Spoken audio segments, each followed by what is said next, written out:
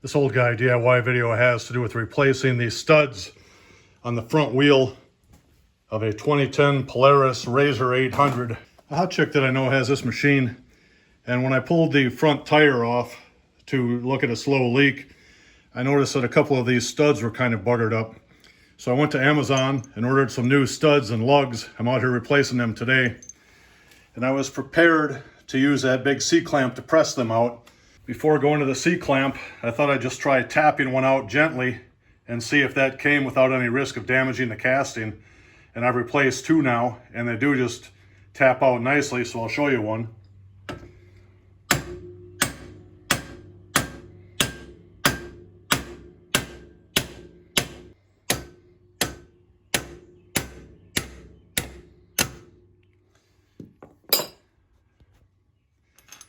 So I just gently tapped, and then when I put the new stud in, I'll take the stud, insert it from the back, and I grab it from this side and just pull in and twist a little bit so the splines align, and then tap it from the back again.